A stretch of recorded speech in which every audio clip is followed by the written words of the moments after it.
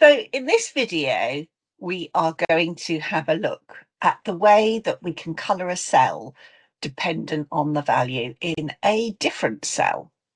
This is going to be using conditional formatting. So what I'm going to do is just have a look at the data for a moment, and we have these different job types. Now, if the job type is a warranty or a service, we do not fill in the information about the invoicing. So what I'm going to do is to use a formula to show you how to do this, and you can then apply this to your own spreadsheets. So first of all, we want it to be an if. Now, if it's an if statement with text, we just type that in, and we can say if it's a warranty, then put something else. But what we don't want to do, and you should never do, is mix dates and not applicable or dashes, because if you need to do anything with that data another time, like analyze it, having anything other than a date will cause issues with your analysis. So what we're going to do is just grey it out. So I'm going to conditional formatting, and I am going to do a new rule. And the new rule is based on a formula. And I'm just need an answer that's true or false. So I'm going to do an or.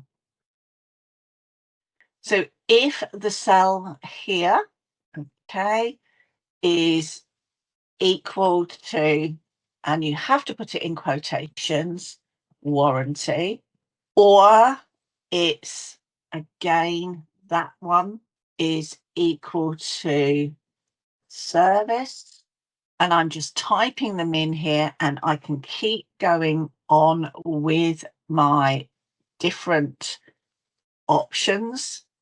Or that cell again is, yep, that's it. That's all I want, warranty or service. So that is my two options.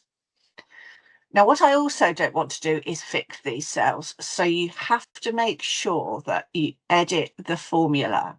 Now, when I think about it, if I want to pull that across, I still need to look at column B.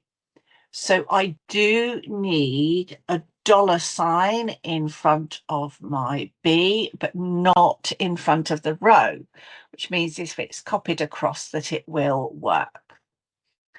And let's go for a dark grey or black, and okay that, and that has worked in that cell. So if that is copied down, now rather than copying it down, what we need to do is apply it from E4 to G15. And I'm going to edit the rules or manage the rules, so I can edit that to apply from there.